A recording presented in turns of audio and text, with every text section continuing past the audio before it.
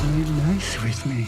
All right, y'all, so we're back. We didn't have power for over 24 hours. Crazy hurricane hit here, hit hard, but we definitely are back. Everybody's safe, and we are just hoping that everybody who doesn't have power currently as well gets their power as soon as possible. It's insane, but I'll make another video talking about all of that because there's a lot I want to talk about that. And anyway, you want to help by subscribing to the channel, hitting that notification, sharing this video, checking out our information in the description as well for other ways you can help, would really appreciate it as well because it's a lot and we are still dealing with it. But I just wanted to make these videos as well because it's Longlegs week. We've been talking about this for weeks and weeks. We've been excited. We've been going over the website. There's been some new updates to the website and we actually made it onto the website, which I'll talk about in a bit. So before we get any further into the Longlegs website, I want to ask you to subscribe, hit the notification bell. Let's talk Longlegs. So the investigation is where we last left off. So last week they did say to email them anything you might have, a question, a theory, to info@thebirthdaymurders.net. And I did it. And they actually included one of our theories on there. So we'll talk about that in a bit. So let's start off at the investigation where the website says, once the FBI took over the case in 1985, everything changed.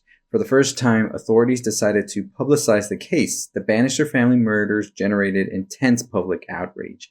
The FBI installed a telephone hotline exclusively devoted to the manhunt for the perpetrator. Anonymity was offered to any caller offering information, and a reward of $250,000 was offered for any information leading to the arrest and conviction of the perpetrator. I don't know, with inflation and everything, that's probably close to $500,000. Although these efforts resulted in numerous calls from the public, no credible suspect was located. Investigators interrogated more than 900 people in the relation to the Longlegs murder, yet the perpetrator of the homicides was never caught, and the case remains unsolved to this day. So I think when they're talking about to this day, it's 1993, which we've learned is when the movie is taking place. So we do have a list of suspects here, and it says, over the years, dozens of potential suspects have been investigated by various law enforcement agencies. Here are the two more promising leads. And the first one being Wayne Allen Stump. Is that a name I could see Nicolas Cage had? Well, of course we know it might not be. So it says, one individual considered a strong suspect in the Parsons murder was 26-year-old thrifter named Wayne Allen Stump. Stump was a prolific serial offender who is known to have committed a minimum of 4 assaults of young girls between 1981 and 1985. An itinerant handyman, he is known to have worked at locations close to the Parsons house. Moreover, he owned a white vehicle similar in description to the vehicle observed by several eyewitnesses parked outside the Gaddis residence. Initially described by authorities as a person of interest in the Parsons murder, Stump was detained on October 3, 1985. With no physical evidence connecting him to any of the crimes, he was released a few days later. 3 weeks after the Parsons killing, on October 14, 1985, Stump attempted to abduct a teenage girl at gunpoint. He fled the scene when the girl refused to stop screaming. Wayne Allen Stump has since officially been ruled out as a suspect in the Longlegs murder. So we do know that they are a serial offender, they are a criminal, they've done some very awful things as well, but it seems that they were never able to pinpoint anything that they were responsible for these things. I'm very curious as well about Wayne Allen Stump because we see that they said he had a similar white vehicle to the one that was observed outside the Gaddis residence, which of course was that station wagon, I believe. So let's go back to the Gaddis family right here. And it says that they observed the vehicle, and so the Gaddis family was the killing that happened on 89. So I'm curious about that as well because apparently Wayne had been detained on October 3rd, 1985, but they're saying that they let him go after that, actually, and they said that he had tried to do something in 1985 as well. So I'm very curious how that is even possible, unless there's a typo here or any of that. So it seems that maybe he was let go, but then maybe they thought, maybe this could be the guy actually after they saw his vehicle again. And they do say that he was a suspect in the Parsons family. So let's read about the Parsons. Let's go back to the Parsons right now. So if we go back to the Parsons, which occurred, so I think that occurred actually in the 60s, right? I see the Hesseys, the Angstroms, the Wormwood, the Pendergast, the Clover, the Applewhite family. I don't see the Parsons actually. I'm very curious about that. Let me just double check and see. So I was looking and I don't see anything about a Parsons case, which is interesting actually. Now I'm thinking about it because I really thought we were going to get more of this here somewhere, right? So because we learned that the final murder that happens here, final murder that happened was in the 70s, and then they took a break apparently, right? And so it says then there was another murder that happened, which was the Bannister family in 87. So there's a gap in here. For some reason, we don't know about the Parsons just yet. I'm curious what the Parsons could be, because it does say that Wayne Allen Stump, initially described by authorities as a person of interest in the Parsons murder. So is this something that Longlegs did or something else that's happening? And I'll get to that in a bit, because I think there's a bigger thing happening here than just one person, but more of that in a bit as well. So let's just keep going on with the other one, which is Oral Wrench. A suspect in the Bannister murders is serial killer Oral Wrench, who was 49 at the time, who at the time of the murders worked as an ice cream vendor in the town of Rome, Oregon. Wrench had relocated from Idaho to Oregon in the summer of 1966. He was arrested for the murders of 4 little girls between 1967 and 1971. He was said to be obsessed with ciphers and codes, and several of which were found on him in person. And so I was able to see somebody who was able to decipher this on Reddit over on the Longlegs, over on the Birthday Murder subreddit.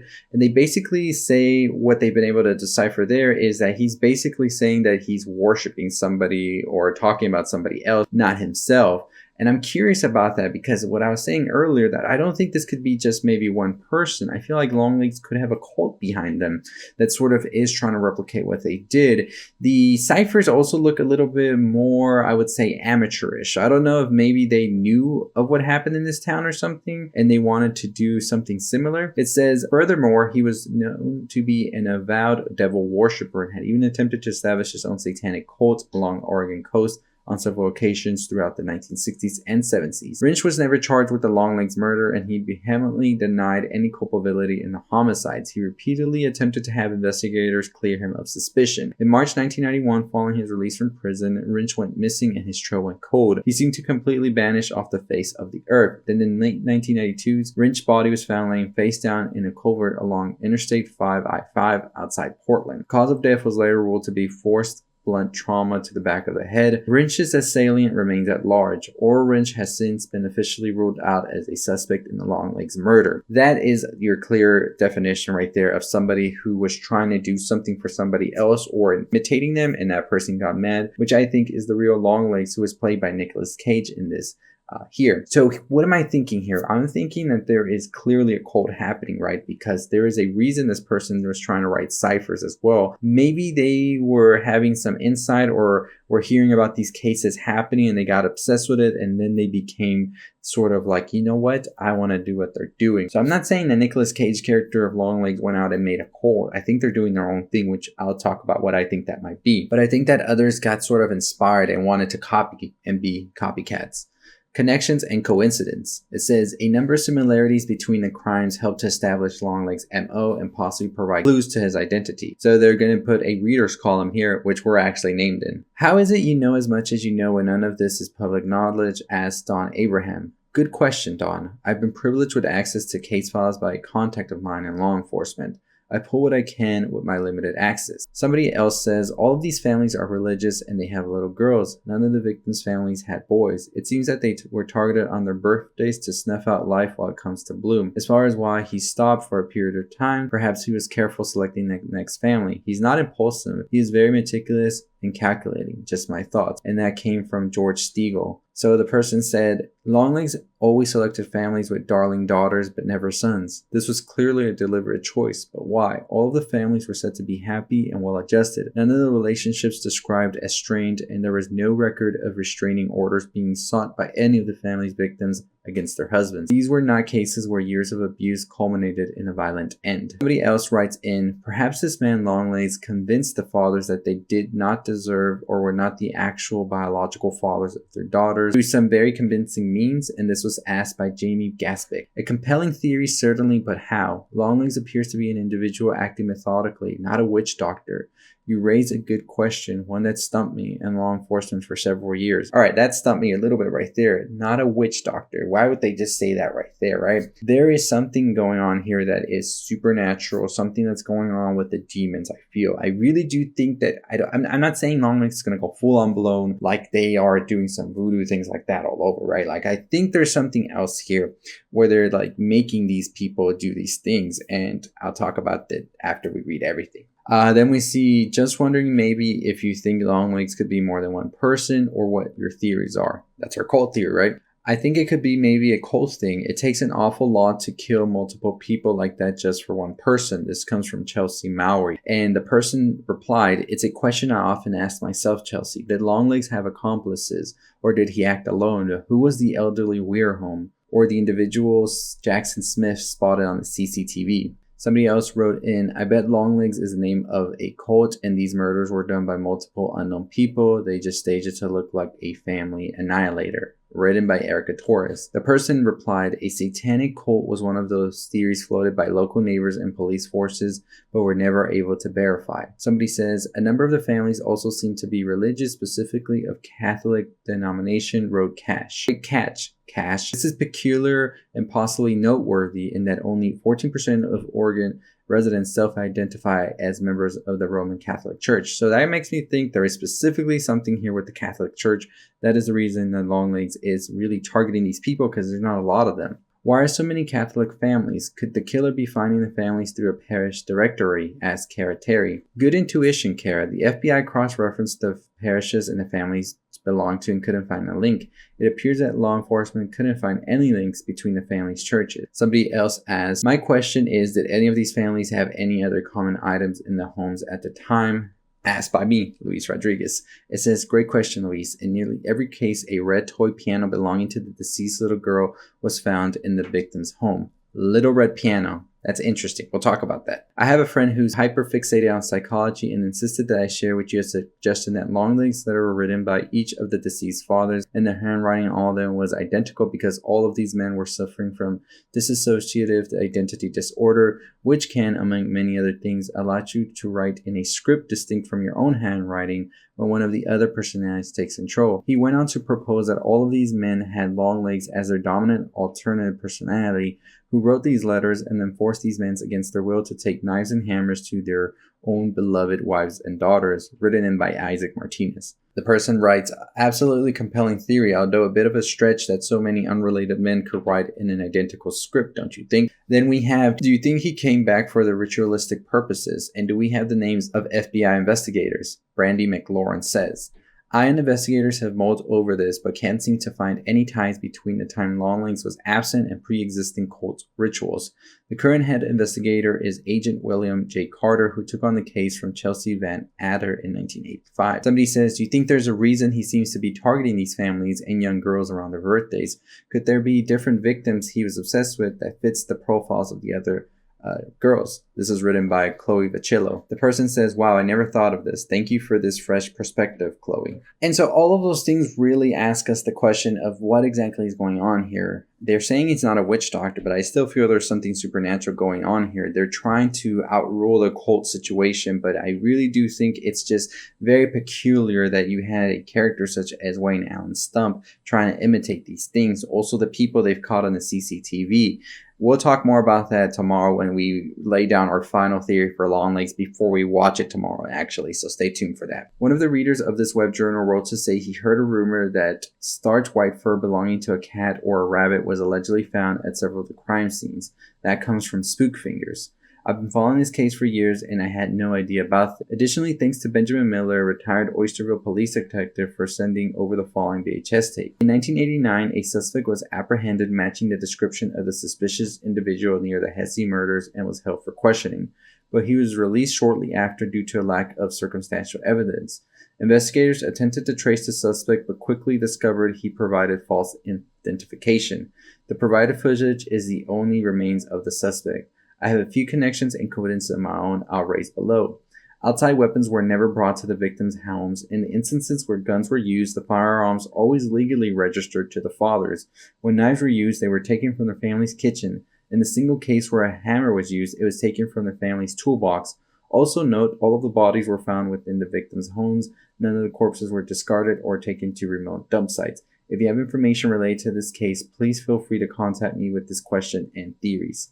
So, more theories that you can provide, I guess, but we definitely will be looking more into this now. So I think a big question really is, who is actually behind this website? Because of course, like in the movie itself, this website is being run by someone, and I'm very curious, who could it be? Could it be Kiernan Shipka's character of Camera? That is their surname. And Camera apparently was the only known survivor of Longlegs, and we still don't know about Cameron's family's case. What we do know is that we got a new teaser today in which we see that same scene where Lee Harker is talking to them, sort of doing an interrogation of sorts. And in that interrogation, we just hear that they were trapped in a dream per se when they were with Longlegs and it was dark, but they said that they never want to forget them. So they had a positive experience, whatever it is, Stockholm Syndrome, whatever, right, with Longlegs. They don't want to forget who Longlegs was or that time with them. But in the new teaser we get a little bit more of the information in which they say that Longlegs told them to kill them right here, right now in this room. And that's pretty much what we get there. So I think that we could definitely see more of this character pop up somewhere else. And is this character trying to make everything more convoluted than it actually is in an effort to try and protect Longlegs? We don't know for sure just yet, but we do know that the woman who we see in the trailer carving herself with a knife is actually Kiernan Shipka's character's mother in the film. We also have a teaser in which we hear that Lee Harker's mother has sort of given up on the Catholic faith, it seems, as she says that she doesn't really think prayers do anything. So do I think that maybe Longlegs didn't really go after Lee Harker as hard because maybe the parents and all of that weren't very devout Catholics, and that's something that they wanted in order to sort of commit this ritual that they're doing? Because everybody that they're targeting seems to be very religious, very Catholic. It's a family with a young daughter, and that's all that seems to be fitting into what Longlegs wants.